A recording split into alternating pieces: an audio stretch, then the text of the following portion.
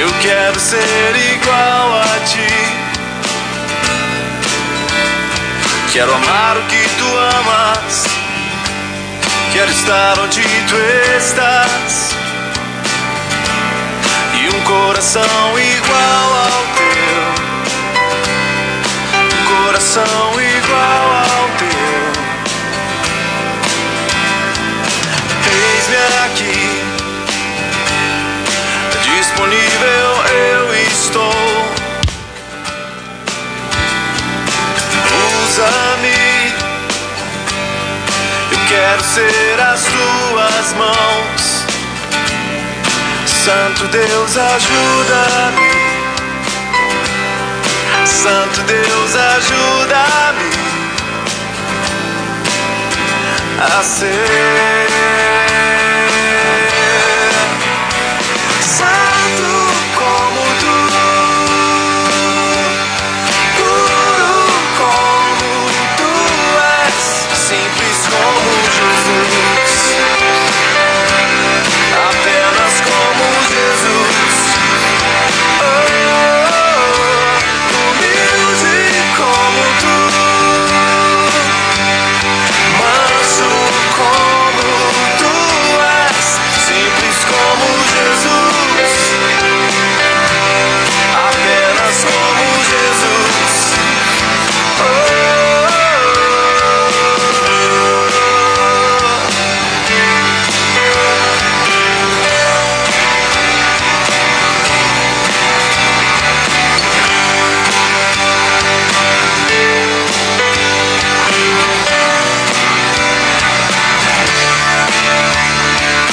Jesus, quero ser igual a ti. Quero amar o que tu amas. Quero estar onde tu estás. E um coração igual ao teu. Coração igual ao teu. Eis-me aqui. Disponível eu estou. Usa-me. Eu quero ser as tuas mãos. Santo Deus, ajuda-me. Santo Deus, ajuda-me a ser santo como tu, puro como tu és, simples como Jesus, apenas como Jesus. Humilde como tu, manso como tu és, simples como Jesus, apenas como Jesus.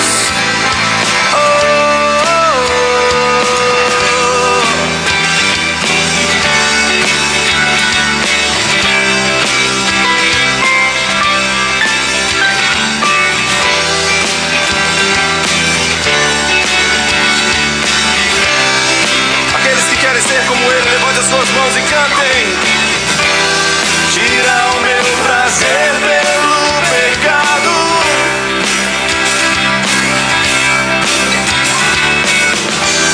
Coloca o caráter de Jesus em mim.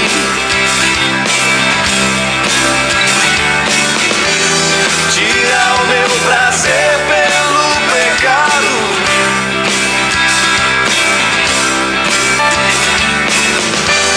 Coloca o caráter de Jesus em mim. Ó Deus, eu quero ser santo como tu, puro como tu és, simples como Jesus,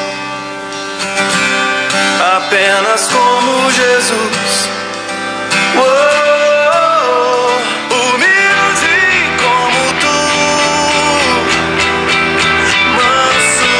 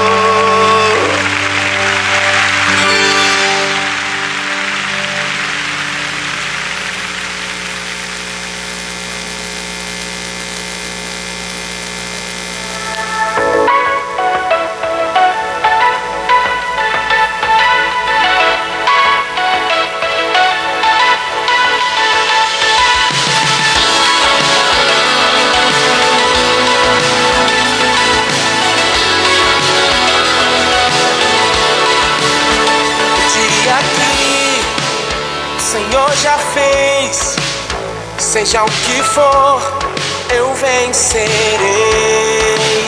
Somente em Ti esperarei, com meu louvor Te alegrarei. Eu grato sou por tudo que Tens feito. Eu cantarei tua graça e o Teu amor, amor infalível. Eu Te agradeço.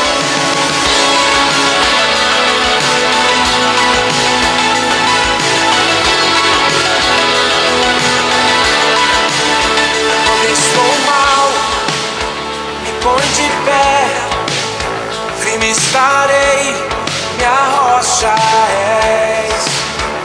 Eis-me aqui, amado meu, teu filho sou, tu és meu Deus.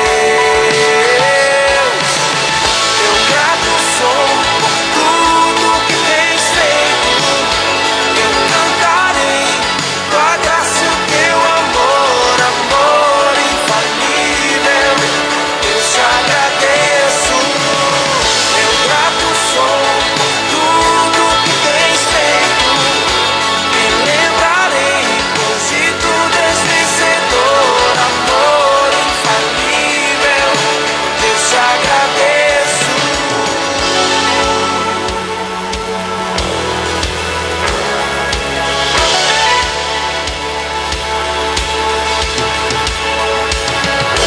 Levanto as minhas mãos e os céus se abrem, céus se abrem. Declaro com a minha vida o Teu amor que hoje vive em mim. Levanto as minhas mãos e os céus se abrem, céus se abrem. Declaro com a minha vida o Teu amor que hoje vive em mim.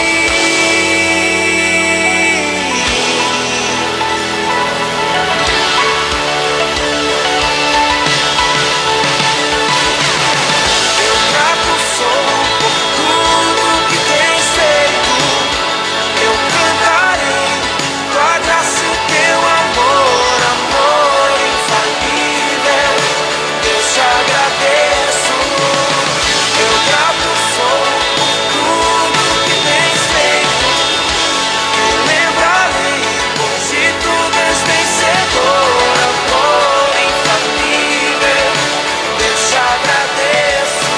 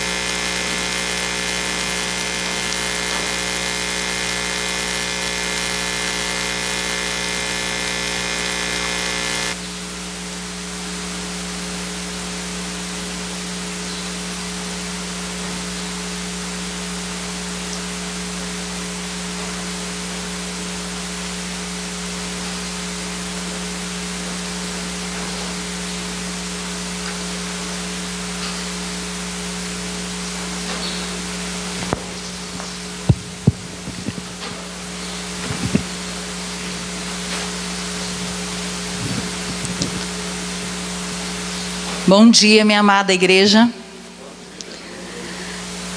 Todos sejam bem-vindos em nome de Jesus. Amém? Queremos também cumprimentar todos os nossos irmãos, amigos que também nos acompanham, né? Através das redes sociais, de forma especial do Facebook. Né? Então, hoje, como sendo o dia do Senhor, um dia muito especial, que Deus nos concedeu de podermos estar aqui.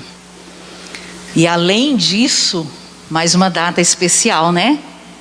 Hoje também nós comemoramos, relembramos, né, com muita alegria também o dia dos Pais, né? No nosso calendário, o segundo domingo comemora-se o Dia dos Pais. Então, também uma data muito especial e que nós, como superintendência, não poderíamos deixar, né, de estar mencionando também. Então, todos sejam bem-vindos, que realmente a alegria do seu coração possa, né, se transbordar, porque Deus te deu esta oportunidade, me deu esta oportunidade de podermos estar na casa do Senhor, nesse dia que é o dia do Senhor. Você me deu as melhores coisas da vida, seu tempo, seu cuidado e seu amor. Eu sou verdadeiramente grata por ter você na minha vida. Queridos, né, vou me dirigir de forma especial aos pais neste momento. Estamos vivendo um tempo onde, mesmo vivendo numa cidade interiorana, o que tem acontecido conosco? Nós temos tido muito tempo? É isso que a gente tem tido? Até com essa pandemia, não é verdade? Deus nos deu assim uma blecada, né? Ou não? E você, pai, o que você tem deixado para seus filhos? Tem sido o seu melhor do seu tempo? Tem sido o seu cuidado? Tem sido o seu amor? Eu vendo comigo mesma, queridos, que como mãe, né? Hoje já minha caçula, né, a Rapa do Tacho, já tem 33 anos. Às vezes a gente faz uma retrospectiva e a gente fala, meu Deus, será que o meu melhor tempo foi realmente dado aos meus filhos? Né? O meu melhor cuidado foi dado aos meus filhos? O meu amor, a minha atenção? Por isso que diz que a gente fica boba, né, Lenimar, quando fica avó, vira avó. Porque aquilo que às vezes a gente gostaria de fazer com os nossos filhos, não fizemos. É ou não é? Ajuda aí, avós. Eu ainda não sou, estou tentando curtir o dos outros. Mas logo serei, se Deus quiser. E aí, queridos, o que acontece? Muitas vezes o nosso tempo, né? A gente não tem tido, né, pastor? Quando vê, me lembro da Gabriela, a Andresa fazendo da Gabriela boneca. Hoje Gabriela está com quantos anos? 22? Ai, meu Deus. E às vezes parece que a gente não conseguiu, né, fazer tudo isso. Eu me sinto assim. Parece que o meu melhor tempo, o meu maior cuidado, será que foi dado mesmo aos meus filhos? Porque às vezes a gente preocupa tanto em cobrar na escola. Tem que estudar, tem que ser alguém na vida. E às vezes as coisas do Senhor a gente não dá tanta ênfase. E às vezes nossos filhos cobram tempo, né? Eu sei que eu não tenho como voltar atrás e muitos dos irmãos que aqui estão, mas você que tem, tá, pai? Então vamos agora dispensar esse cuidado para com os nossos netos, quando tiver. Queridos, abra suas Bíblias. Eu gostaria que todos os pais presentes se colocassem de pé. E vamos ler junto comigo os versículos do Salmo 127, 3, 4 e 5.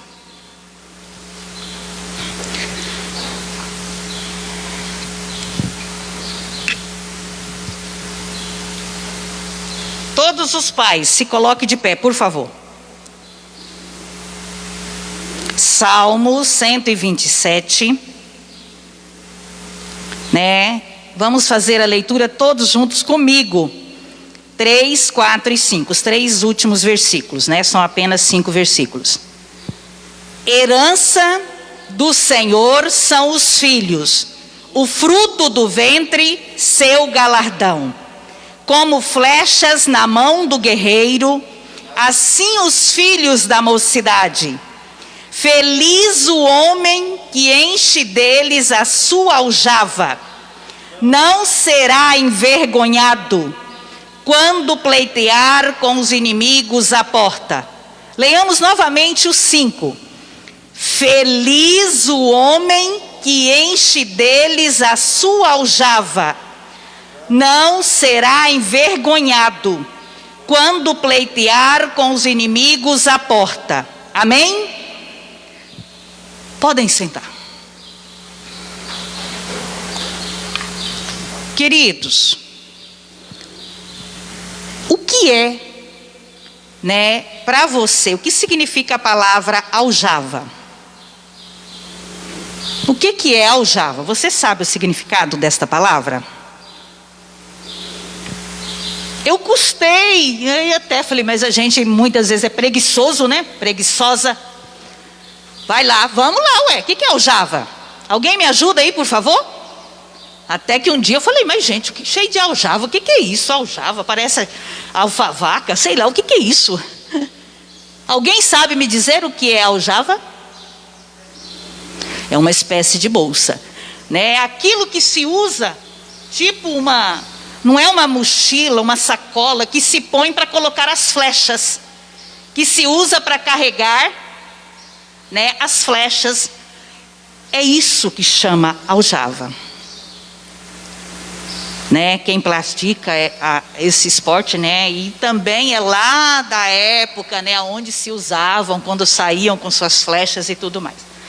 Queridos, olha só, como flechas, né, aliás, feliz o homem que enche delas a sua aljava. O que quer dizer isso? Não será envergonhado. Como é feliz o homem que enche a sua aljava? Mais feliz é aquele que enche ela de vários filhos. É isso que a gente está vivendo hoje? Quanto mais filhos, seremos o quê? O quê que está falando aqui? Felizes, queridos. Você já pensou? Parece ser assim contraditório, né? Né, Mateus? Laís, né? Recém-casados, né? Ai, não, eu vou querer um filho, 2 filhos no máximo. E aqui está falando para encher, hein, pastor? Aljava. Encher aljava de filhos. É feliz. Então, quanto mais filhos tem, melhor é.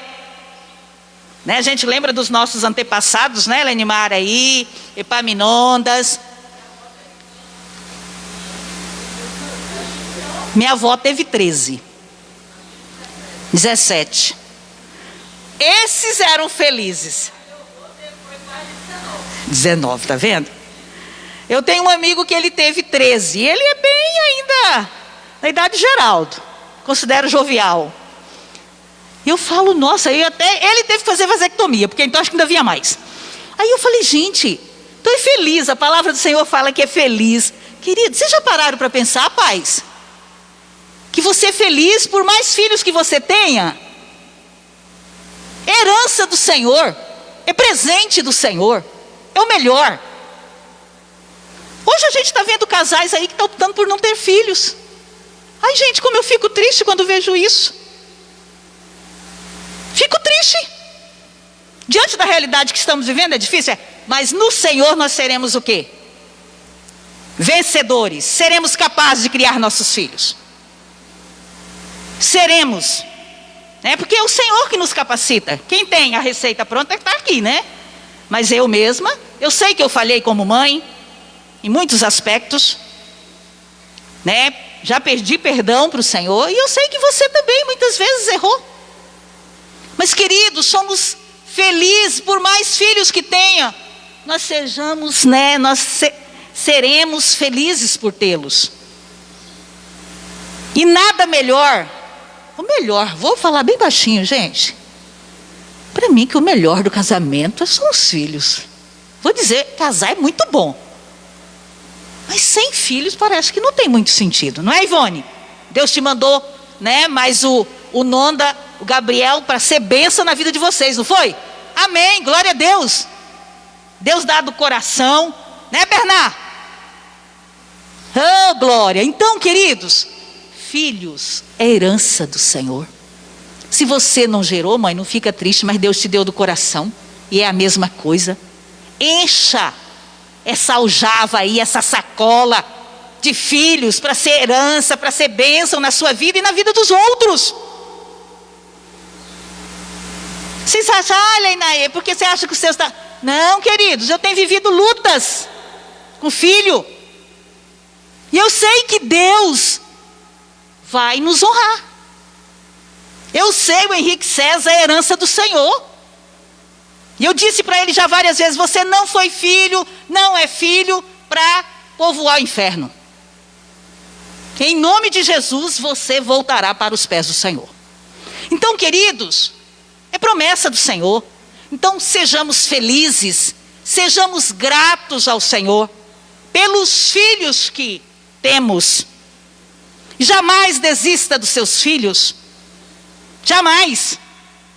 Né? Se está longe dos caminhos do Senhor, busca mais. Eu lembro, minha sogra não era crente, mas tinha um filho que todo mundo conheceu aqui, era problema, ela falava, é o que eu mais peço a Deus por ele, é o que eu mais preocupo, é o que eu mais busco. E é verdade. Não é, Maria? Né? Então, é isso que a gente faz, mais a gente busca, mais a gente quer ver nos pés do Senhor e a gente não desiste. Muitas vezes a gente chora diante do Senhor. Não é, Marcelo? Muitas vezes você dobra o joelho, você não consegue. Eu não consigo muitas vezes orar. Só chorar.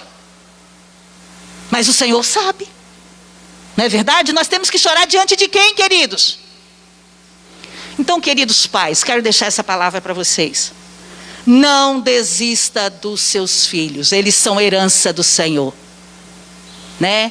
E que nós possamos pensar, né, naquilo que a palavra do Senhor nos exorta nessa manhã, né, que Ele é feliz. Então, o homem que enche a sua aljava, a sua sacola de filhos, ele é abençoado. Amém? Neste momento, eu vou pedir que a nossa missionária Laís esteja deixando com os nossos amados pais um chocolate só para adoçar a sua boca. Tá? Em nome da escola dominical. E se coloque de pé e logo após nós estaremos orando por vocês. Todos os pais presentes, por favor.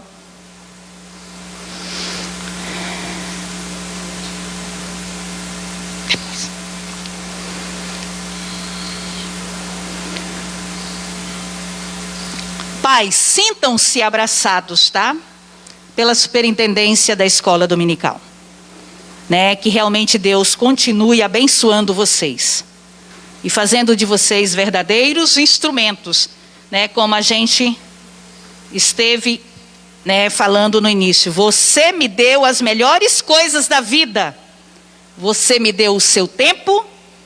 Você me deu o seu cuidado e o seu amor. Né? E que isso possa realmente fazer a diferença na vida dos seus filhos. Por eles lembrarem que você deu o melhor tempo, o melhor amor e o melhor cuidado. Amém?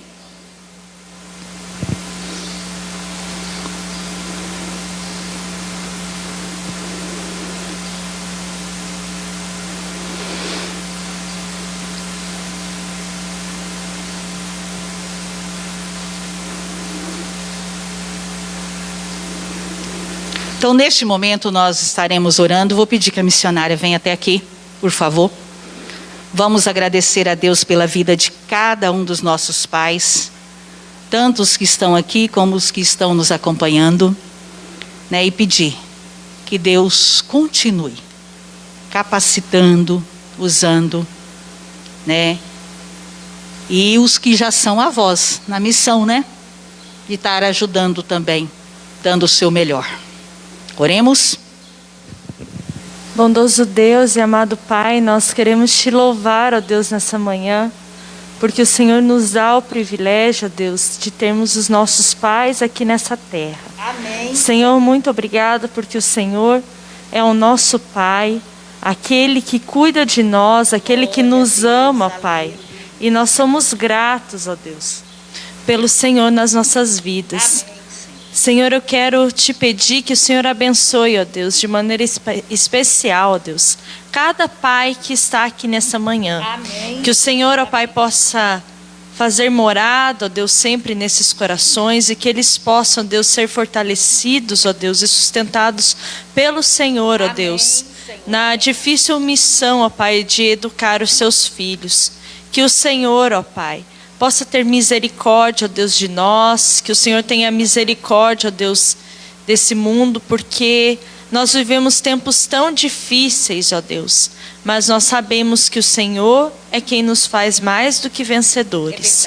Senhor, que o Senhor possa, ó Deus, abençoar, ó Deus, a vida de cada pai presente aqui, que o Senhor possa, ó Deus, abençoar também a vida do meu pai, Amém. que está longe, ó Pai, mas o Senhor sabe, ó Deus, todas as necessidades, o Senhor conhece o coração dele, ó Pai. Amém, Jesus. Nós te agradecemos, ó Deus, pelo privilégio que temos nesse dia, ó Deus, Amém. de estarmos comemorando o Dia dos Pais. Em nome de Jesus, amém. Eu ainda quero deixar com vocês, queridos, né? Ali tem o versículo, está logo embaixo, Adriana? Podem sentar, meus amados. Só finalizando aqui essa parte. Né? Então, quando a gente vê aquela imagem, né, me chamou muita atenção. Olha só a figura do pai, né, em relação ao seu filho. No temor do Senhor, tem o homem forte amparo, e isso é refúgio para os seus filhos. Amém? Provérbios 14, 26. Queridos, mais uma vez o nosso abraço. Tá? Neste momento, a equipe de louvor, e logo em seguida, Mateus, você já poderá usar a palavra e nós poderemos nos dividir, tá? Parabéns, queridos pais. Que Deus abençoe grandemente a vida de cada um.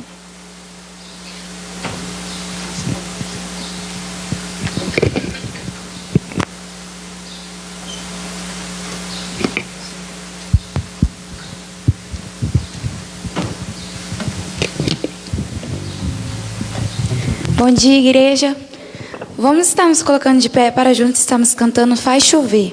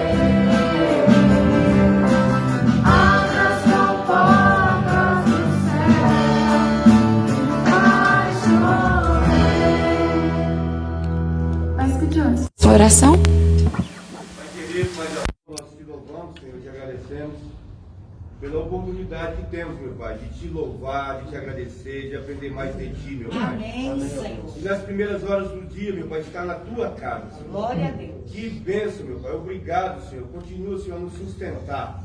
Amém. Obrigado, Senhor, pela dádiva de ser Pai. Amém. Obrigado, Senhor, porque o Senhor tem nos orientado, nos abençoado, nos Glória a Deus. sustentado Aleluia. ricamente, meu Pai. Nós só temos, meu Pai amado, que te agradecer e te louvar. Amém. Nós não temos palavras melhores, meu Pai, para te dizer. Muito obrigado, É Senhor, verdade, Deus. por essa dádiva de ser Pai, meu Pai. Amém. Obrigado, Senhor, porque o Senhor tem nos ajudado a orientar os nossos filhos, falar com eles. Sim. Porque, Senhor, este é o melhor caminho, Senhor. É verdade. Obrigado, Senhor, porque o Senhor ouviu as orações da minha mãe. Amém, E nós estamos Senhor. firmes na rocha, firmes nos seus caminhos. Glória a Deus. Obrigado, meu Pai. Obrigado mesmo de coração pelo que o Senhor tem feito por nós. Amém, Pela nossa Senhor. igreja, meu Amém, Pai. Jesus. Sustentado no meio dessa pandemia, de tantas lutas.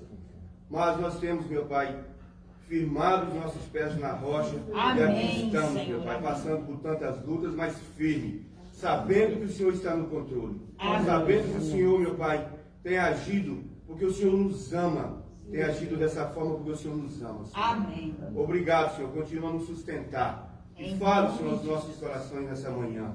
Use, ó Pai amado, o nosso irmão Mateus, que vai nos trazer a mensagem do Senhor.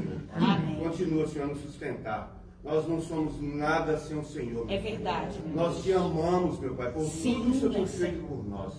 Continua, Senhor, a nos sustentar. Amém. Pois é em nome de Jesus, meu Pai amado, que nós oramos gratos ao Senhor por tudo, Senhor. Amém. Amém, meu Pai. Amém.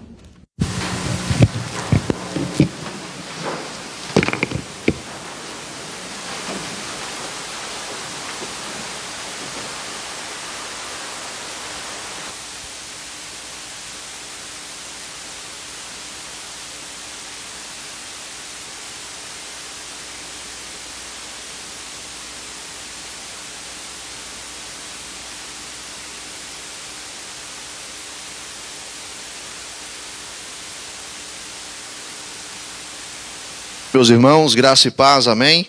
As crianças podem se dividir. Quem é também da sala do pastor também pode dirigir a sala de profissão de fé.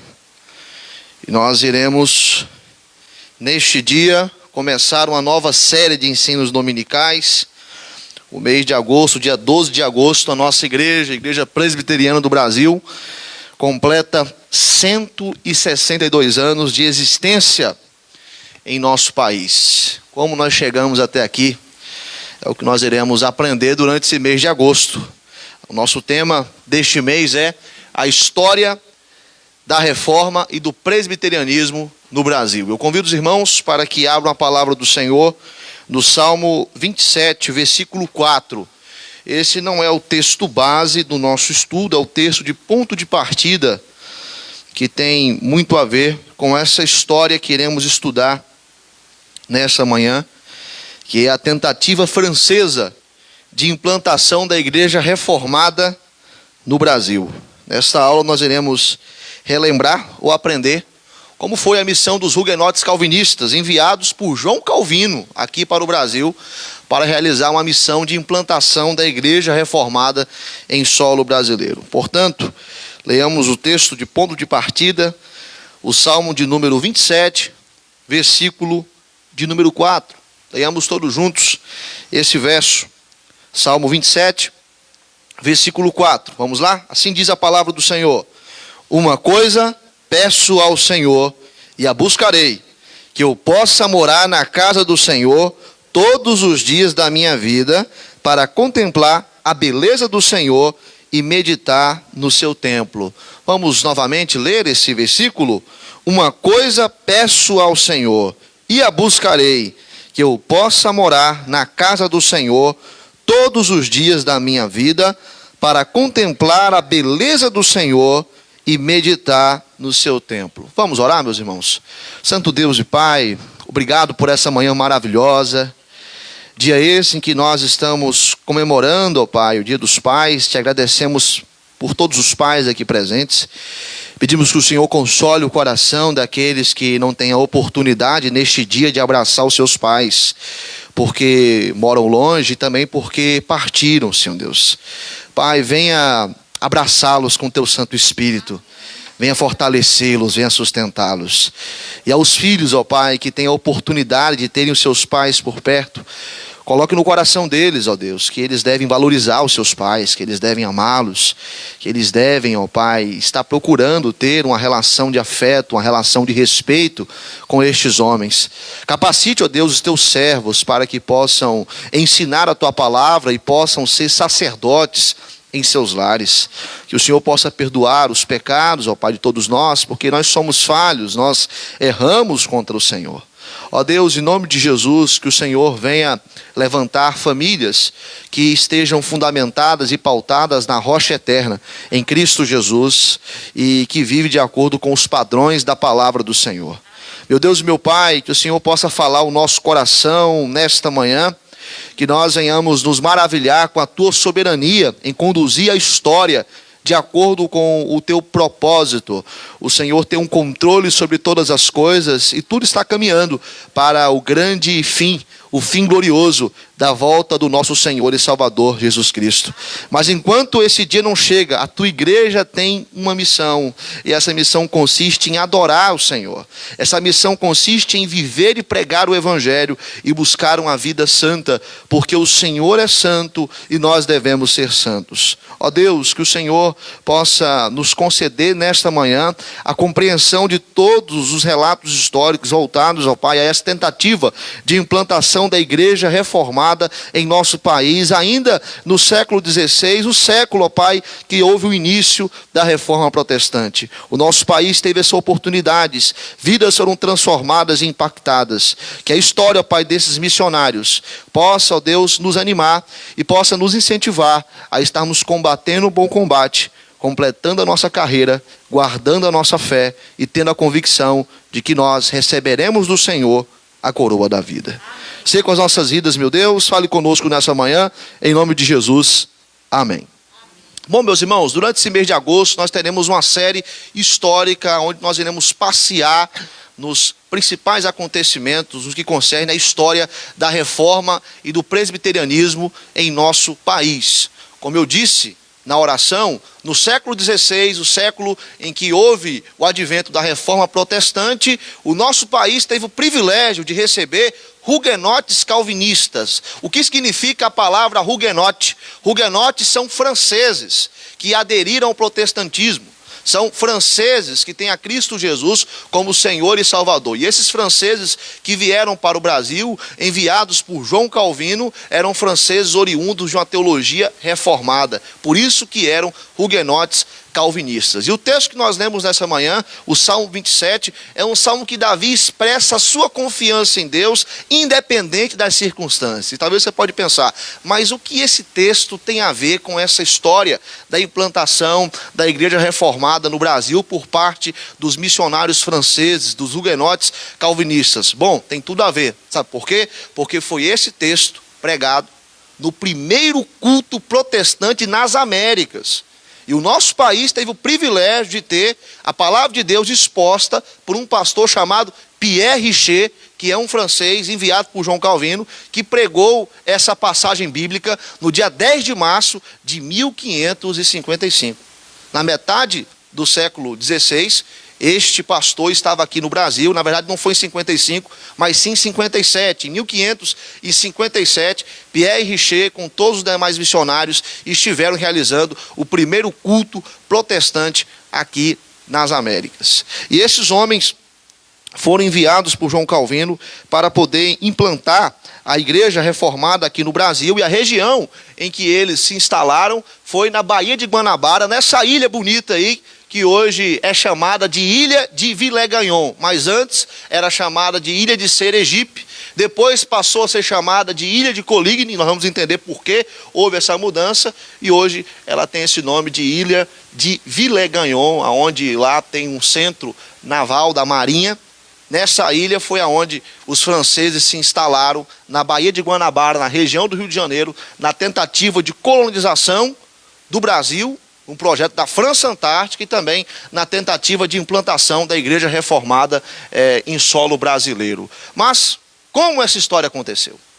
Quais são os personagens principais envolvidos nessa missão, nessa viagem que fizeram para a nossa nação, com todo o propósito que tinham de colonizar o Brasil? Pense, meus irmãos, nós poderíamos ser colonizados pelos franceses. Hoje eu estaria aqui falando em francês com os irmãos, mas aprove o Senhor que fôssemos colonizados pelos portugueses. Estamos aqui falando o nosso bom e velho português brasileiro. Qual foi o desfecho de toda essa história? É isso que nós iremos ver na aula de hoje, em que nós estaremos analisando essa tentativa francesa de implantação da Igreja Reformada no Brasil em 4 partes. E a primeira parte, nós iremos conhecer um personagem chamado Nicolau Duron de Villegagnon.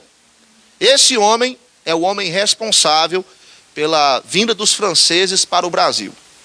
Este homem, ele tinha uma ambição de ter o domínio de nossas terras.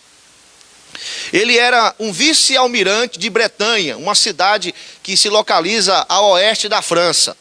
Era um homem aventureiro, era um homem ambicioso por fama, ele queria glória pessoal para ele. E era um homem extremamente autoritário e tirano. E este homem, ele tinha um amigo na cidade de Brest que era tesoureiro da marinha. E esse amigo de Villegagnon falou com ele sobre a visita que ele fez às Índias Meridionais. O que eram as Índias Meridionais? As Américas.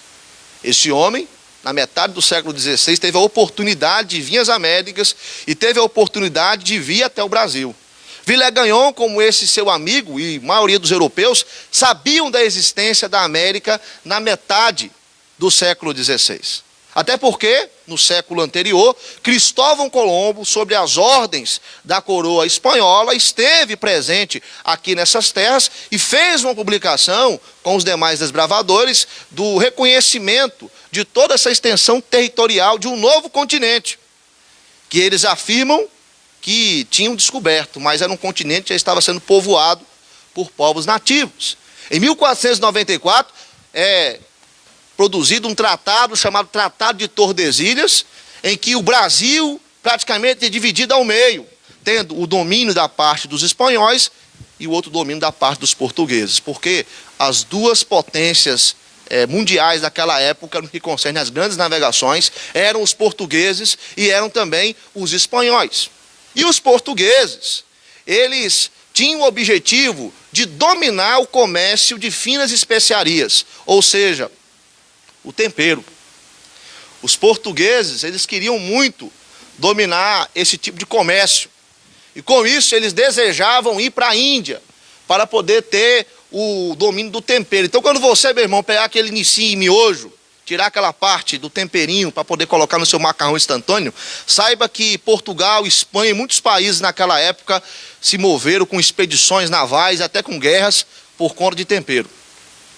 Eram as finas especiarias que Portugal queria dominar naquela época. E o acesso de Portugal para a Ásia, para a Índia, estava sendo bloqueado pelo Império Otomano. O famoso bloqueio de Constantinopla. Com isso, eles queriam o quê? Eles queriam chegar à Índia e eles deveriam fazer uma volta na África, como vai ser mostrado aqui no mapa. Então, olha só, eles tinham que sair lá de Portugal e fazer um contorno na África até chegar na Índia. E é daí que nasce a história de que a expedição de Pedro Álvares Cabral, tentando ir para a Índia, acabou pegando uma corrente marítima e foi parar no Brasil. Essa é a história que eles contam, que foi parar no Brasil por acidente. Mas, na verdade, eles já sabiam que existiam essas terras aqui. Eles tinham um propósito de sair de Portugal e realmente vir para o Brasil. E quando eles vêm para o Brasil, tendo já o Tratado de Tordesilhas, estando em vigência esse tipo de tratado, eles estão em terras que pertencem a eles, segundo o Tratado de Tordesilhas. E eles passam a querer ocupar os principais pontos dessas terras. Começam a construir portos. E aí eles chegam na Baía de Guanabara. Só que o Brasil já era habitado por 200 tipos de povos e culturas. E na região da Baía de Guanabara tinha um domínio da cultura tupi, os tupinambás e os tamoios, que tinham a prática de antropofagia, ou seja, canibalismo. Por isso que os portugueses não se interessaram tanto pela Baía de Guanabara. 2 anos depois da expedição de Pedro Álvares Cabral, chegou aqui no Brasil em 1500, um outro homem que vai liderar outra expedição, André Gonçalves, junto com um cosmógrafo florentino, Américo Vespúcio, eles vão chegar na Baía de Guanabara, eles vão construir naquela ilha que a gente viu, uma torre que vão colocar o nome dela de Janeiro. Por conta do mês de janeiro que eles chegaram aqui no Brasil, dia 1º de janeiro de 1502. Mas a coroa portuguesa, ela não vai ocupar o Brasil de imediato. Os portugueses vão ocupar aqui o Brasil, vão invadir aqui o Brasil, vão estar se instalando no Brasil. Eles não se interessam pela Baía de Guanabara porque eles têm medo dos índios. Os índios poderiam pegar eles, poderiam matá-los, poderiam se alimentar desses portugueses. Poderia haver um português lá assado na fogueira, eles poderiam se alimentar desses portugueses, porque eram canibais. Então, essa região da Baía de Guanabara, ela fica vulnerável para que outros povos de outros países pudessem chegar e pudessem explorar a região. Com isso, o amigo de Villehagagnon fala para ele, olha, a região lá do Brasil, as Índias Meridionais, é uma terra maravilhosa. O céu é lindo, a temperatura, clima tropical, tem riquezas naturais. O solo daquele país, o solo daquelas terras são férteis. E com isso, Villehagagnon cresce o olho. E Villehagagnon começa a ter aquela ambição no coração de dominar aquela terra. Então ele passa a desejar ter o domínio do Brasil. Já que os portugueses não estavam dominando aquela região, ali poderia ser a porta de entrada para que ele pudesse se instalar e depois pudesse tomar, quem sabe, com um exército poderoso dos espanhóis, a outra parte, e assim dominar todo o território brasileiro ou América. Ele vê uma oportunidade dele sair do seu país de origem, que era a França, e vir para aqui, para a América, e então estabelecer uma nova monarquia, aonde ele seria o rei, aonde ele seria o líder. E Villehagagnon, como um bom político, porque o propósito dele é político aqui no nosso país, quando ele vem. Ele começa a falar que ele queria levar para o Brasil homens e mulheres que fossem protestantes, porque havia um problema seríssimo na França naquela época. A França era um país dividido entre católicos romanos e protestantes. E os católicos perseguiam os protestantes. Com isso, Villehagagnon fala, olha, eu quero levar para aquelas terras os protestantes, porque lá eles podem viver uma vida boa, a terra é muito boa, eles podem crescer economicamente, eles podem até mesmo organizar uma igreja. E ele começa a falar, olha, eu quero que vá para o Brasil a igreja reformada de Genebra, que naquela época estava sendo pastoreada por João Calvino. E ele começa então a fazer propaganda desse novo projeto. O projeto da França Antártica, a tentativa de colonização do Brasil por meio dos franceses. E ele vai chamar a atenção de um homem chamado Gaspar de Coligny, que era um almirante que tinha acesso ao rei Henrique II, o rei da França. Villehagagnon, ele tinha boas intenções, mas faltava recurso para ele. Faltava dinheiro para que ele pudesse, então, organizar uma expedição e viesse para o Brasil. Quando ele fala para Gaspar de Coligny, que era um reformado, um crente, um protestante, que o objetivo dele era a colonização e também a questão religiosa de trazer a igreja reformada para o Brasil, Gaspar de Coligny fica encantado. Acontece na França o que acontece muitas vezes aqui em nosso país, em nossa cidade, na época de eleição. Chega o político com boas ideias, boas propostas, boas intenções e você fica encantado, tudo vai mudar. Tudo vai melhorar. Foi assim que aconteceu na França com Villehagagnon. E o Gaspar de Coligny vai chegar para o rei Henrique II e vai falar, olha, Villehagagnon tem uma ideia maravilhosa. Ele quer ir para o Brasil, ele quer implantar a igreja, vamos ajudá-lo. O Henrique II, então, vai dar 2 navios grandes para Villehagagnon e 10.000 libras. Então Villehagagnon agora tem 2 navios e ele tem dinheiro. Ele vai procurar fazer um carregamento de madeira, porque ele promete ao rei da França que ele vai construir um forte no Brasil, uma fortaleza, um palácio, até mesmo uma casa de descanso. Quando o rei quisesse ir ao Brasil, ia ter essa casa de descanso lá na ilha, que é a ilha que nós vimos aqui no começo. A ilha que hoje tem o seu nome, a ilha de Villehagagnon. Então Villehagagnon passa a estar utilizando de sutilezas para poder conquistar mais ainda o apoio de uma boa parte da população de crentes, de protestantes. Passa a contratar operários para poder construir esse forte, faz esse carregamento de madeira, contrata pessoas e ele se reúne com a sua tripulação antes de partir para o Brasil, e sempre ele falava: olha, eu quero fazer uma boa administração no Brasil. A promessa dele. Eu quero ser uma pessoa, um líder exemplar, e eu quero estar implantando a igreja reformada em solo brasileiro. E as pessoas se encantavam com o discurso de Villegagnon. Outros suspeitavam, porque Villegagnon, na sua juventude, comandando algumas expedições marítimas, porque ele serviu militarmente à França, ele foi um tirano. Ele se comportou de forma ditatorial. E alguns suspeitavam, mas muitos estavam encantados com ele.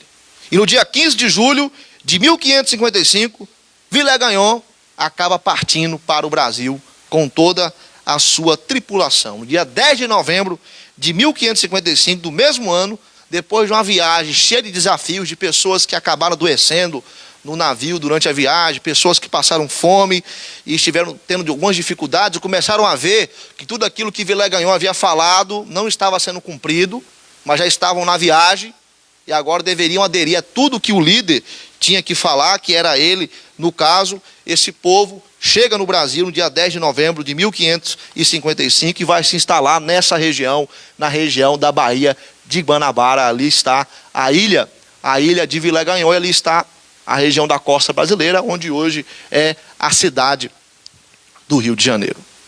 E quando esse povo chega no Brasil, eles vão se deparar com a presença dos indígenas, e Villegagnon começa o seu projeto de construir o forte. Só que muitos não estavam se adaptando ao clima, ao ambiente do Brasil. E muitos começaram a ter problemas com doenças e não se adaptaram ao tipo de alimento que era servido em solo brasileiro. Imagine, os índios se alimentavam de raízes. E as pessoas da Europa, acostumadas com a comida mais refinada, uma comida diferente, agora tendo que se alimentar com raízes igual os índios. Então, muitos passaram por este problema. E o próprio Villegagnon também começou a praticar a tirania, começou a praticar, mostrando que ele era um ditador. As pessoas trabalhavam com fome, as pessoas mal descansavam. Villegagnon, ele tinha uma pressa enorme de construir aquele forte, porque os portugueses, uma hora para outra, poderiam vir e poderiam expulsar ele de lá. E quando ele chega lá no Brasil, quando ele chega aqui no Brasil, em dia 10 de novembro, começa a colocar o seu plano em ação, ele se esquece daquilo que ele havia falado da igreja reformada. Por quê? Porque a ambição desse homem é apenas política. Esse homem, ele quer apenas ter o domínio das nossas terras. E esse homem, então, passa até mesmo a escravizar os índios, para poder construir esse forte na ilha de Villegagnon. Mas o fracasso acaba vindo, porque as pessoas se cansam das ordens de Villegagnon, muitos cogitam se unir com os índios que foram escravizados acabam fugindo e indo para a parte onde estão os portugueses, mais ao norte do nosso país. Alguns homens até levantam uma conspiração para tentar matar Villegagnon, mas o plano é descoberto e esses homens acabam mortos. E Villegagnon está diante de um problema, está diante de uma situação difícil, porque as pessoas perderam a confiança nele, o forte estava sendo construído, o trabalho não estava nem na metade ainda, então ele precisava de ajuda, ele precisava de apoio, e é aí que ele vai se lembrar da igreja reformada. Depois de todo o problema, ele, opa, eu tenho uma carta na manga, eu não falei que eu queria trazer a igreja reformada, então eu vou entrar em contato com meu amigo, Gaspar de Coligny. Inclusive a ilha se torna Ilha de Coligny em homenagem ao Gaspar de Coligny, que era o almirante que ajudou Villegagnon fazendo intermediação com o rei Henrique II, que deu todos os recursos para que ele viesse ao Brasil. Então ele vai entrar em contato com seu amigo Gaspar de Coligny, que estava encantado com ele por conta do seu discurso, e queria levar os protestantes, os huguenotes calvinistas para o Brasil. E não só com Gaspar de Coligny, ele vai estar entrando em contato com João Calvino. E aí que nós chegamos na segunda parte dessa história, que é a vinda dos huguenotes calvinistas para o nosso país. Então, os huguenotes calvinistas, eles vão acabar vindo para o Brasil depois que o Villegagnon, tendo seus problemas aqui no Brasil, na tentativa de colonização, utilizando de meios totalmente errôneos. Com certeza, se fosse em nossos dias, a CLT ia estar em cima dele, a questão de leis trabalhistas, ia pegar ele de um jeito em que ele poderia ser preso. por conta das suas práticas errôneas aqui em nossa nação. Então ele vai estar entrando em contato com João Calvino.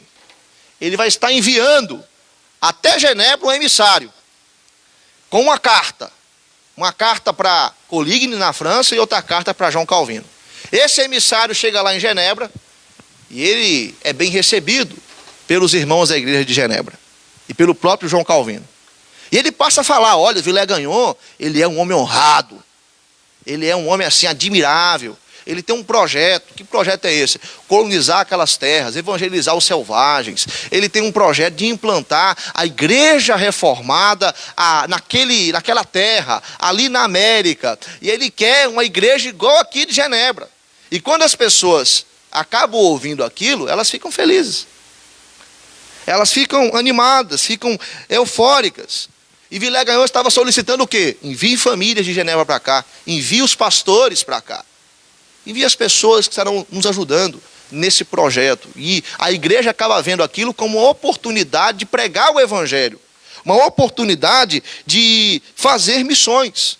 E perante a Assembleia de Genebra, o emissário faz promessas em nome de Villegagnon. Ele diz para João Calvino e para as famílias: olha, os operários vão ser bem remunerados. Coitado deles. Os operários vão ser bem remunerados. As mulheres que não puderem ir vão receber pensões. E outra coisa, na hora que vocês quiserem voltar para a França, vocês vão ter o direito de voltar. Com isso, as pessoas estão: opa, então a gente vai. Vamos para o Brasil. Vamos para essa missão, vamos implantar a igreja reformada naquele país. E os pastores então ficam felizes. João Calvino, ele faz questão de escolher os 2 melhores pastores dele para vir ao Brasil. Ele escolhe Pierre Richer, de 50 anos de idade, e ele escolhe Guillaume Chartier, de 30 anos de idade. 2 pastores huguenotes franceses, calvinistas, os melhores pastores que João Calvino tinha, ele envia para cá. Eram pastores que tinham uma boa conduta e eram versados na sã doutrina. Além deles, 50 pessoas acabaram se dispondo a querer vir para o Brasil também. No total de 14 famílias, essas 50 pessoas. E uma expedição passa a ser organizada, porque a carta chega a Coligny, e então Coligny novamente vai ao rei da França, Henrique II. O rei disponibiliza mais dinheiro para Villegagnon. E mais 3 navios, para que pudesse ir até o Brasil. E esse povo se organiza, sai de Genebra feliz, contente, alegre, querendo ir para essa nova terra, em busca de novas oportunidades, em busca de honrar o Senhor, implantando uma igreja reformada num outro continente. Eles vão sob o comando de um homem chamado Dupont, que era um comandante, que morava perto de Genebra, e era um homem muito respeitado. E na Normandia, no porto da Normandia, na França, eles vão então sair com a expedição no dia 10 de setembro de 1556 e vão vir para o Brasil. E no dia 7 de março de 1557, depois de 6 longos meses, eles vão chegar aqui em nossa nação. Os pastores enviados por João Calvino, os huguenotes calvinistas e as famílias, para poder iniciar o trabalho de implantação da Igreja Reformada do Brasil. Quando esses homens e das famílias chegam na ilha de Coligny, são bem recebidos por Villegagnon. Villegagnon os abraça, Villegagnon, eufórico, fica feliz, porque eles conseguiram chegar no Brasil. E o próprio Villegagnon fica encantado, porque ele recebe cartas de João Calvino, a quem ele dizia que respeitava. E os pastores, o Pierre Richer e o Guillaume Chartier, mostram para ele as credenciais assinadas pelo próprio João Calvino. Credenciais de ministros do Evangelho. E então logo o Villegagnon ele fica animado, porque pessoas honestas, pessoas de grande respeito estão ali juntamente com ele para poder seguir em frente com o seu plano. E logo ele já fala para aqueles homens: olha, eu quero que vocês estabeleçam o código de disciplina, as normas, igual à igreja de Genebra. Eu quero uma igreja igual à igreja de Genebra, aqui no Brasil. E logo ele monta um conselho, porque antes era só ele que mandava na expedição, na companhia. Ele monta um conselho com 10 pessoas, e esse conselho iria julgar as questões religiosas ou profanas. Com isso, as pessoas passam a ter o quê? Uma boa impressão de Villegagnon. Fala: olha, esse líder aqui é um líder realmente exemplar. Esse líder é um líder honrado, ele quer realmente que a igreja que nós temos lá em Genebra, a igreja aqui no Brasil, seja parecida com a nossa igreja lá, que é pastoreada por João Calvino. E é no dia 10 de março, 3 dias depois da chegada deles, que vai ser realizado o culto, conforme nós já falamos. Pierre Richer vai pregar o texto do Salmo 27, versículo 4. No dia 21 de março do mesmo mês, vai ser celebrada a primeira ceia nas Américas, a primeira ceia aqui em solo brasileiro, e é nessa ceia que o Villegagnon vai professar a fé dele. As pessoas vão ficar encantadas. Nossa, que maravilha! O governante da França Antártica, da tentativa de colonização francesa no Brasil, ele professou a fé em Cristo Jesus. Todo mundo vai ficar animado, feliz.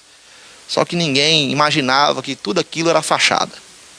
Que ele estava usando a igreja reformada para poder satisfazer a sua ambição política. E o conselho, juntamente com o Villegagnon, acaba estabelecendo que a ceia vai ser celebrada uma vez por mês. A igreja na ilha de Coligny começa a se organizar. Eu acho que Villegagnon ele não contava com o poder de Deus, porque muitas pessoas foram convertidas e transformadas. Colonos que vieram, aventureiros que vieram nos navios da França, foram alcançados pelo poder do Evangelho. Até índios foram convertidos, transformados. Os índios que praticavam canibalismo, tamoios, tupinambás, foram alcançados com o poder do Evangelho e Deus salvou a vida deles. E a igreja estava se estabelecendo, a igreja estava se expandindo, a igreja estava se instalando, se fixando muito bem em nosso país, até que a ambição política de Villegagnon falou mais alto e ele passou a perseguir a igreja reformada. E essa é a terceira parte dessa história. Quando Villegagnon, olha aí a imagem da ceia. Esse é um monumento que tem lá no Rio de Janeiro.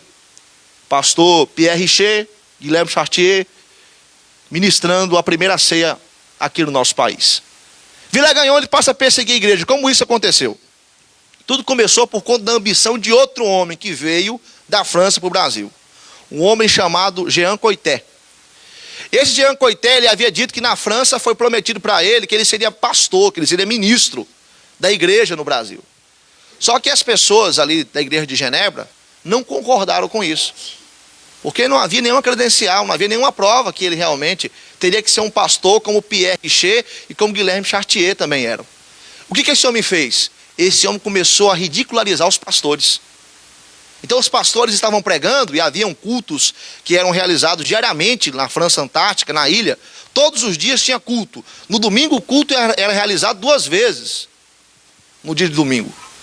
E quando esses pastores iam pregar, esse homem se levantava e ele queria ser mais sábio e ser mais intelectual do que os pastores. Porque ele tinha a ambição de ser um ministro do Evangelho, assim como os pastores enviados por João Calvino.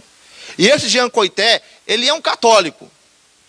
E fica muito nítido que ele é um católico romano, quando vai ser feita a ceia, e ele questiona os pastores, qual vai ser a liturgia adotada? Não, porque os pais da igreja, eles dizem que tem que usar vasos sagrados, tem que usar vestes sacerdotais, e outra coisa, o pão da ceia se torna o corpo de Cristo. Então esse pão tem que ser guardado depois da ceia como relíquia sagrada. Olha a ideia absurda de Jean Coité, que queria ser pastor da igreja reformada. Os pastores, então, tomam uma providência. Eles ficam com o quê? Com a palavra de Deus. Não havia base bíblica para essas práticas. Só que o Jean Coité, ele vai chamar a atenção de Villegagnon. Olha só com quem ele vai fazer amizade. Villegagnon, um ambicioso político, e Jean Coité, um homem que tinha uma ambição religiosa, de ser um ministro, de ser um pastor. Os dois então vão se unir, porque Villegagnon se encanta com ele porque ele é persuasivo, ele é eloquente e ele é um homem que se adaptava muito bem ao ambiente. Então eles vão fazer uma amizade, Jean Coité e Villegagnon. E essa amizade vai estar despertando a ambição política de Villegagnon. Villegagnon era um homem que não gostava de ser contrariado, de forma alguma. E os dois vão se juntar para poder dizer que o batismo que deveria ser realizado, ele não deveria ser apenas realizado com água. Olha a ideia absurda deles. O batismo tinha que ser realizado com saliva, óleo e sal. E eles não consideravam o papado algo errado. E é preciso nós entendermos, meus irmãos, que Villegagnon, ele era um católico romano também. E quando ele se junta com esse homem, ele vai criar uma espécie de uma nova religião que mistura catolicismo, luteranismo com misticismo. Tudo misturado, na mente maluca deles. E Villegagnon vai se juntar com esse homem chamado Jean Coité para poder estar perseguindo a igreja, está prejudicando o trabalho dos pastores. Inclusive, na ceia do Senhor que teve, em uma das ceias que foram celebradas, um dos pastores convidou o Jean Coité para poder fazer uma pública profissão de fé, porque toda a igreja estava tendo uma má visão dele por conta das suas ideias religiosas, heréticas, que não estavam fundamentadas na palavra de Deus. E ele faz essa pública profissão de fé, ele confessa seus pecados, mas ele faz isso com ira no coração. Depois, quem que ele vai procurar? Villegagnon. E vai estar depositando em Villegagnon toda a sua confiança e falando para ele, olha, eu fui humilhado naquela celebração. Viu o que eles fizeram comigo? E o Villegagnon então vai abraçar o Coité e vai dizer para os pastores, olha, eu não posso ser contrariado. Eu sou o líder, sou eu que mando aqui. Só que os pastores e a igreja reformada, de forma corajosa, vão ficar com a palavra de Deus. Não vão se render aos caprichos de Villegagnon. E com isso, Villegagnon, ele vai estar planejando a expulsão de um dos pastores. No dia 4 de julho de 1557, ele envia um dos pastores para a França, o Guillaume Chartier, que era o pastor mais novo. E quando esse pastor quer voltar, ele é impedido de voltar. Então ele deixa apenas um pastor, Pierre Richer, e ele impõe sanções, fala para ele assim o seguinte, olha, você não pode falar sobre transubstanciação, você não pode falar sobre oração dos mortos, você não pode falar sobre a invocação dos santos. Veja as ideias desse homem, um católico romano que dizia que respeitava a teologia reformada, que até professou a sua fé como reformado. E eles passaram até a dizer que a igreja de Genebra era mal governada. A igreja de Genebra era governada por hereges, ou seja, eles chamaram João Calvino e os presbíteros da igreja de Genebra, que eles diziam que respeitavam, o próprio Villegagnon, o Jean Coité, de pessoas que não tinham condições de liderar e de pessoas que eram heréticas. O Pierre Richer, que era o pastor calvinista, ele toma uma posição, ele fica com a palavra de Deus, ele passa a pregar o evangelho, e o Villegagnon fica irritado, não frequenta mais os cultos, não frequenta mais as reuniões de oração, e chega um dado momento, no fim de outubro de 1557, ele vai tomar uma atitude, ele vai expulsar todos os huguenotes calvinistas, os franceses que vieram de Genebra, todos os genebrinos que vieram junto com os pastores Pierre Richer e Guillaume Chartier, ele vai expulsar da ilha. Eles vão ter que ir para a costa brasileira, a região onde é a cidade de Rio de Janeiro, eles vão ter que habitar como selvagens. E eles chegaram para Villegagnon e falaram, olha, nós queremos voltar para o Brasil. Nós queremos voltar para a França, na verdade. Queremos regressar para a França. E Villegagnon não queria que eles fossem, porque ele estava com medo deles irem, chegar lá na França e eles falarem tudo o que estava acontecendo no Brasil. E todo o apoio que Villegagnon ganhava de Coligny e fosse por água abaixo. Então o que acontece? Villegagnon fala para eles assim, olha, vocês precisam evangelizar os selvagens. Essa era a desculpa para que eles não fossem embora. Vocês precisam evangelizar os índios. Vocês não podem ir embora daqui. E nessa expulsão que Villegagnon fez de todos os franceses, até o próprio Jean Coité estava no meio também. Então, ele traiu o próprio amigo, que acabou despertando nele essa ambição política, todo esse autoritarismo, e o que levou a expulsar as pessoas da ilha que pertencia a ele. Pense na situação de Villegagnon, ele estava vendo todo mundo sendo convertido. Ele não era um cristão convertido genuíno. Então ele pensou, ó, todo mundo vai se tornar reformado, todo mundo vai se tornar calvinista. O que será de mim? Então, é um homem inseguro. E é um homem que vai estar agindo com tirania, expulsando essas pessoas, mandando essas pessoas por meio de para estarem convivendo com índios canibais. E essas pessoas poderiam, de certa forma, até morrer por conta dessa convivência com esses povos. Depois disso, meus irmãos, acontece que no dia em 1558, dia 4 de janeiro de 1558, um navio chamado Jacques vai chegar na costa brasileira. E essa é a oportunidade que eles vão ter de voltar para a França. E eles vão para a França de novo. Pierre Richer e todos os huguenotes calvinistas, com toda a família que veio para o Brasil, com o objetivo de pregar o evangelho. Foram 9 meses de trabalho aqui no Brasil. A igreja estava se fixando, o trabalho estava indo bem, mas a ambição política de Villegagnon atrapalhou tudo. E Villegagnon entrega um cofre para o comandante do navio Jacques, que ia levar esse povo para a França de novo. Nesse cofre estava um documento dizendo: olha, esse povo cometeu o crime de heresia. Quando chegar aí na França, todas essas famílias, esse pastor deve ser queimado na fogueira. Havia esse documento. Então, quando o povo chegasse na França, um juiz poderia pegar esse documento, ler e assim aplicar esse julgamento e matar essas pessoas. Então veja a tirania, a loucura desse homem chamado Villegagnon. E aí o que acontece? Quando esse povo está indo embora, a 26 léguas, que é equivalente a 125 quilômetros da costa, o navio começa a afundar. E 5 tripulantes, então, 5 huguenotes calvinistas, se dispõem a deixar a embarcação e voltar para a ilha. Então, eles vão estar deixando a tripulação que está indo para a França, vão pegar um navio de pequeno porte e vão voltar para a ilha de Coligny. Quem são eles? Pierre Bourdon, Jean de Bourdelle, Mathieu Vernou, André Lafon e Jacques Le Ballet. 5 franceses, 5 protestantes calvinistas. Vão pegar esse pequeno barco e vão retornar enquanto os demais voltam para a França. E eles pensavam que o Villegagnon iria recebê-los da melhor forma possível quando eles retornassem. Mal eles sabiam que 3 deles iriam morrer. E aí vamos para a última parte da nossa aula, que é a tragédia de Guanabara, o martírio desses missionários. Os 5 missionários chegam na ilha.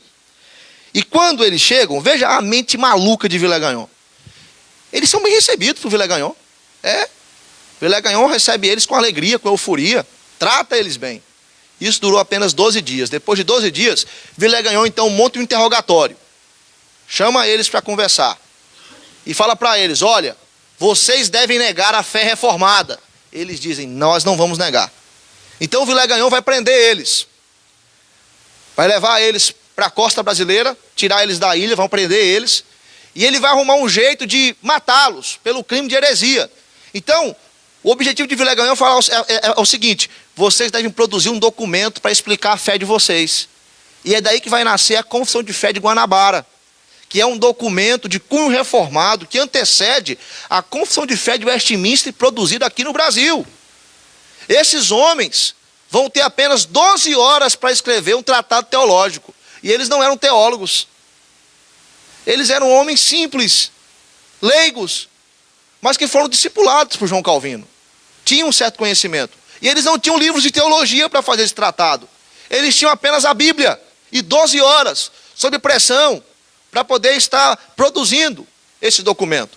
E Jean de Bourdelle, por ser o mais velho e por ser o mais letrado, ele vai estar dizendo: olha, eu vou estar escrevendo esse documento juntamente com o apoio de vocês. Então os 5 vão se organizar e eles vão escrever uma excelente confissão de fé, bem embasada, onde eles citam até Santo Agostinho.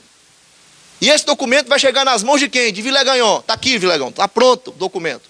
Ele vai ler o documento e agora ele vai dizer: agora sim, eu tenho o que eu precisava. Agora eu posso aplicar a pena capital, eu posso matá-los. Então Villegagnon vai mandar uma expedição buscar esses homens. Jacques Le Ballet, que estava junto com eles, ele acaba fugindo, ele escapa. Pierre Bourdon não é levado para a ilha nesse contexto porque ele estava doente. Então é levado André Lafon, Jean de Bourdelle e Mathieu Vernou. 3 huguenotes calvinistas. Nós temos a imagem desses homens. Eles são levados para a ilha. No caso, o André Lafon, ele não morreu porque ele era alfaiate. Ele foi poupado por conta da sua função como alfaiate. Mas Jean de Bourdelle, Mathieu Vernou e Pierre Bourdon não foram poupados. Eles morreram. E como isso aconteceu? Quando os 3 homens chegam na ilha de Coligny, o Pierre Bourdon, Mathieu Vernou, não o Pierre Bourdon, depois ele vai, o Mathieu Vernou, o Jean de Bourdelle e também o André Lafon, Villegagnon fala para eles: vocês vão reconsiderar o que vocês escreveram nesse documento? Eles falam que não. Então Villegagnon manda prendê-los. E na madrugada em que eles estão presos, eles começam a cantar salmos e louvores. E Villegagnon, dizem alguns relatos, que ele ficava rodeando o local da prisão. Ele não dormia direito, por conta daqueles homens que estavam lá. Ele queria matá-los a qualquer custo. E de madrugada, ele vai fazer uma visita à prisão, ele chama para uma sala de interrogatório Jean do Burdelo, aquele que escreveu a confissão, juntamente com os demais.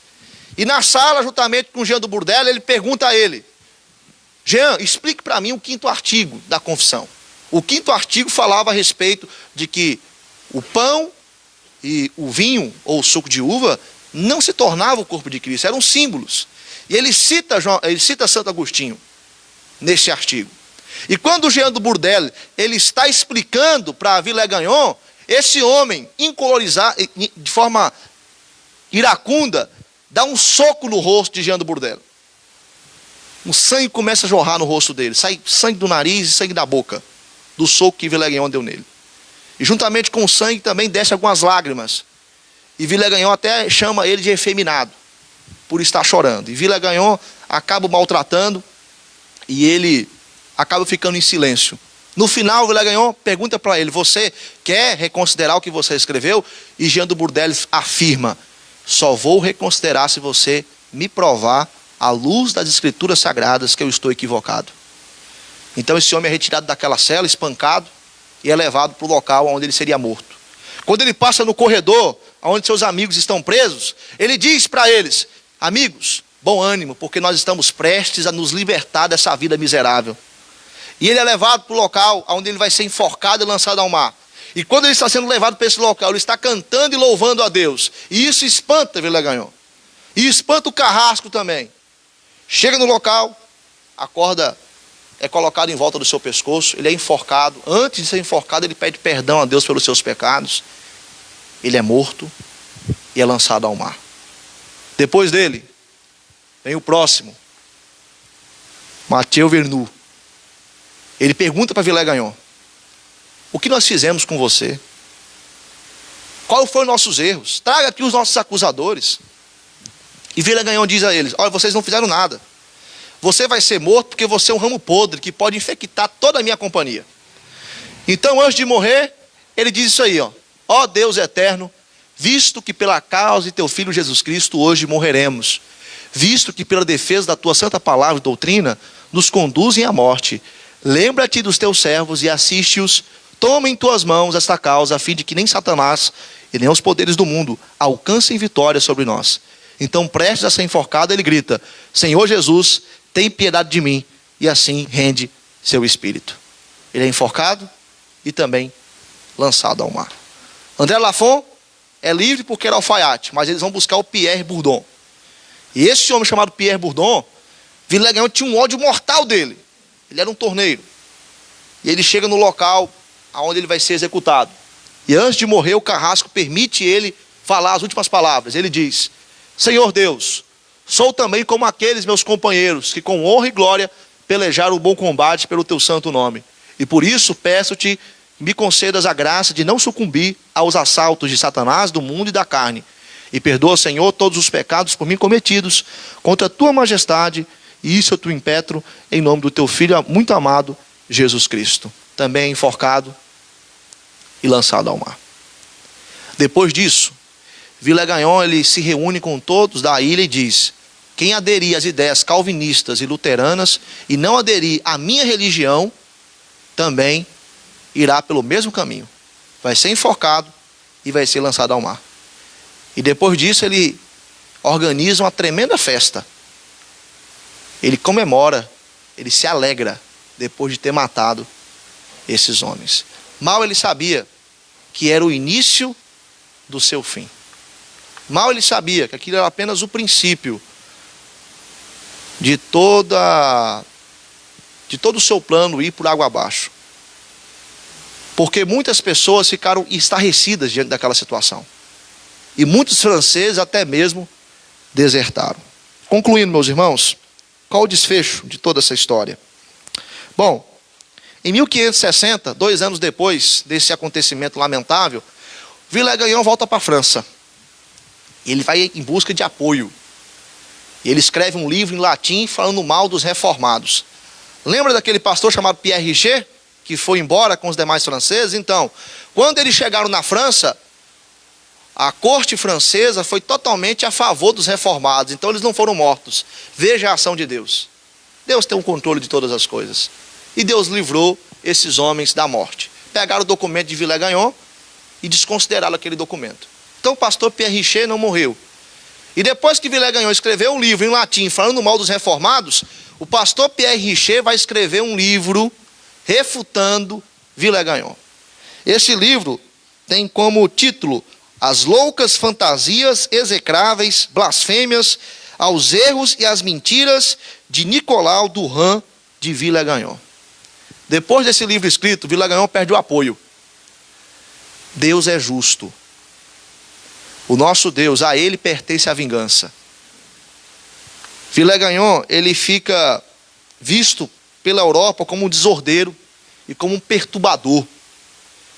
Ele é visto como um tirano. E toda a sua companhia é expulsa da Baía de Guanabara. Os portugueses vão dominar aquela região e vão fundar em 1565 a cidade do Rio de Janeiro.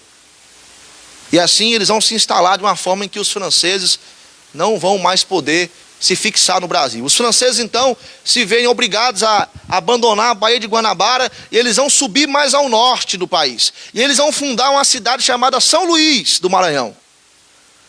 A cidade de São Luís do Maranhão ela é fundada pelos franceses. Só que no século XVII os holandeses vêm para o Brasil e expulsam eles de lá. O que sobrou da França Antártica é um país hoje chamado Guiana Francesa. Porque eles tiveram que subir mais ao norte. E todo o plano de dominar a América foi por água abaixo. Por conta das atitudes ambiciosas, tirânicas e as loucuras deste homem chamado Villegagnon. Villegagnon adoece e morre em 1571. Dia 9 de janeiro é o dia em que ele morre. E ele se fez de vítima quando esteve na Europa. Ele disse que foi injustiçado, ele disse que deveria ter voltado com apoio para poder continuar com o processo da França Antártica. O quinto huguenote que fugiu, Jacques Le Ballet, se tornou um exímio pregador no Brasil, pregou em várias cidades do nosso país, em vários locais do nosso país, províncias. Mas em 1567 ele foi executado pelo padre José de Anchieta, um dos heróis aí da Igreja Católica Apostólica Romana, que foi o responsável de ter pegado a corda, passado no pescoço de Jacques Le Ballet e ter dito: é assim que se mata um herege. Ele apertou a corda e matou Jacques Le Ballet. Enfim, meus irmãos, essa foi a primeira tentativa de implantação da Igreja Reformada no Brasil. Esse trabalho ele não se consolidou, mas na época em que os reformados estiveram aqui, muitos nativos eles foram transformados, muitos colonos também. E nós temos esse documento até hoje, a Confissão de Fé de Guanabara. Depois os irmãos podem pegar na internet, pesquisar a Confissão de Fé Fluminense ou a Confissão de Fé de Guanabara e ler esse tratado teológico. E ter o discernimento que esse tratado foi feito por heróis, por mártires, que estiveram aqui no nosso país. Os huguenotes calvinistas, eles devem nos encorajar a não nos envergonhar do Evangelho, mas a estarmos pregando a palavra do Senhor com fidelidade e tendo discernimento que se nós formos fiéis até a morte, o Senhor nos dará a coroa da vida. Enfim, Pierre Bourdon, Mathieu Vernou, Jean de Bourdelle, Jacques Le Ballet foram executados como gente da pior espécie aqui nessa terra. Porém, foram recebidos como príncipes no céu. Receberam a coroa da vida e estão na eternidade com o nosso Senhor. Toda essa história nos ensina que precisamos ter a coragem de viver o Evangelho e pregar o Evangelho. Toda essa história nos ensina que a vingança pertence a Deus. O plano de Villegagnon foi por água abaixo, porque Deus foi de encontro a ele. E ele acabou tendo um final de vida totalmente miserável. Porque o Senhor estabeleceu a justiça dele e acabou julgando a causa dos seus servos. Deus é aquele que julga a nossa causa. Uma outra importante lição: igreja, não se deixe persuadir por questões políticas partidárias. Foi isso que aconteceu com muitos franceses que foram induzidos pelas falas de Villegagnon. E tem muito Villegagnon nos dias de hoje por aí, que usa a igreja para poder satisfazer os seus desejos políticos. Cuidado com os vileganhões contemporâneos. Lembre-se que Jesus, somente Jesus, é o nosso rei, até mesmo na política. Se um líder político que você defende começar a agir em desacordo com a palavra, fique com Cristo. Faça como os pastores reformados. Não aderiram à nova religião de Vileganhon. Ficaram com a palavra de Deus. Vamos nos colocar de pé e vamos orar? Na semana que vem, meus irmãos, nós iremos estudar a tentativa holandesa de implantação da reforma. Os franceses vieram, infelizmente não consolidou esse trabalho, mas também houve uma tentativa da parte dos holandeses. Vamos orar? Santo Deus e eterno Pai, muito obrigado por esse dia maravilhoso que o Senhor nos concedeu. Obrigado, ó Pai, porque nós tivemos a oportunidade de embarcar nessa história a respeito da tentativa de implantação da igreja reformada em nosso país. Esses homens que aqui no passado morreram em prol do Evangelho, são homens, ó Pai, que estiveram servindo ao Senhor com fidelidade. Nos conceda a mesma coragem, nos conceda a mesma ousadia, nos conceda, ó Pai, a mesma confiança para com o Senhor. Nos conceda um coração missionário. Venha, ó Pai, ao nosso encontro, venha derramar um grande avivamento no nosso meio. Venha, meu Pai, conduzir a Tua igreja para que nós venhamos viver de acordo com o Evangelho e anunciar o Evangelho. Que o Senhor nos livre de sermos enredados por vãs filosofias, por ideias que aparentemente são bonitas, mas que ficam apenas no campo da teoria e não são colocadas em práticas. Nos livre, ó Pai, dos vileganhões contemporâneos. Que o Senhor, ó Pai, nos conceda o discernimento que a igreja do Senhor Jesus Cristo, em todas as áreas da vida, deve servir e seguir apenas Cristo Jesus como seu Senhor e Salvador e como seu Rei.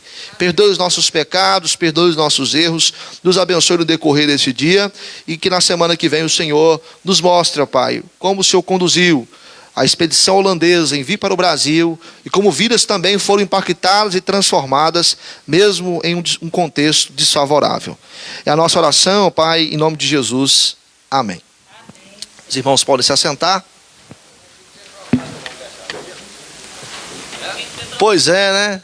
Tinha que ter trocado. Atualmente ficou o mesmo nome, Ilha de Vileganhon. Está lá ainda. Tinha que ter posto outro nome, né? Mas é isso aí, meus irmãos. Que Deus os abençoe. Peço perdão aí por ter passado um pouco do horário. Fique na graça e na paz do Senhor. Domingo que vem a gente continua esta série de ensinos dominicais. Você que nos acompanhou pelas redes sociais, que o Senhor possa lhe abençoar poderosamente e saiba que logo mais à noite estaremos às 18h30 com a nossa transmissão ao vivo do culto, ok? Que Deus lhe conceda um excelente domingo.